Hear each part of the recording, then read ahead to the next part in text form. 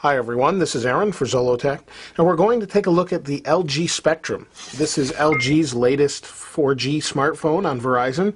It's about $199 on contract. If you don't find a normal deal, that's its regular price, about $600 off of contract. So let's go ahead and open it up and take a look at what we have.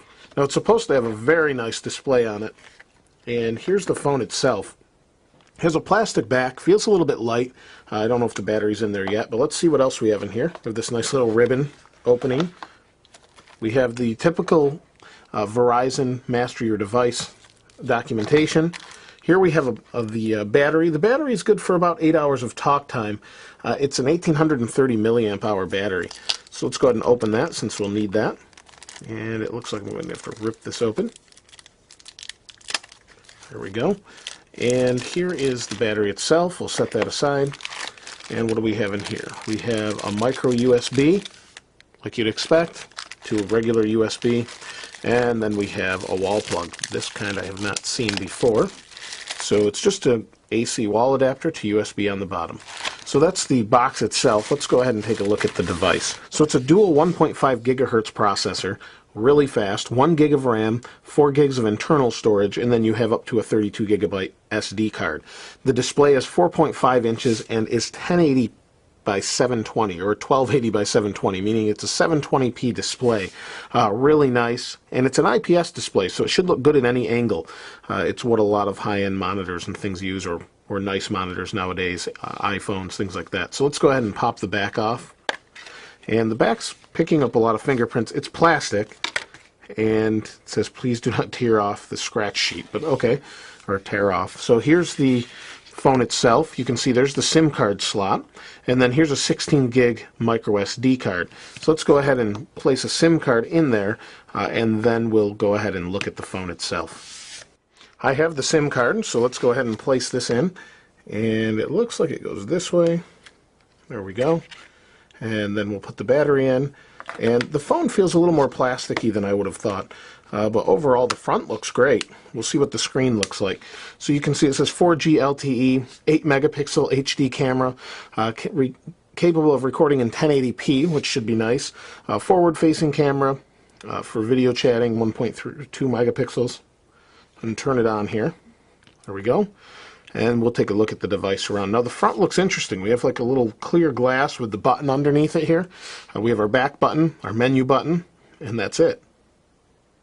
So it's booting up. It's supposed to have gingerbread on it. Display looks really nice right away.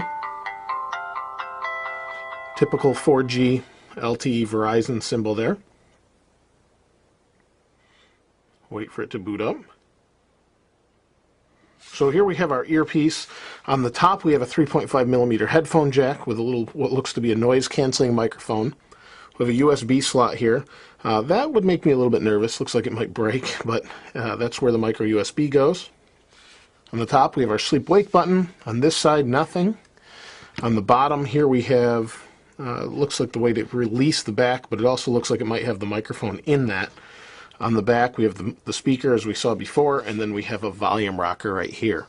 So let's go ahead and take a look at the phone itself. Should be pretty fast. SIM card's been activated. Yep, I know that. It's from a different phone actually.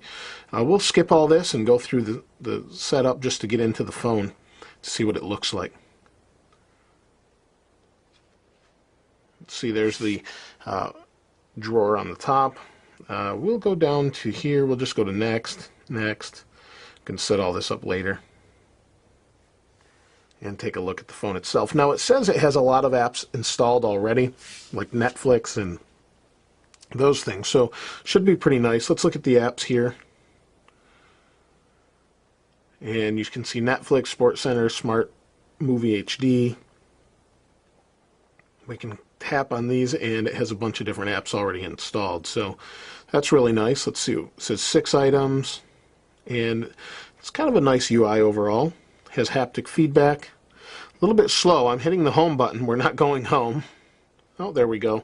So it may be just because it just booted up. Should have 4G though, and overall it looks like a nice phone. The display is really nice on this phone. It looks like it's set back a little bit. Let me see if I can show you up close.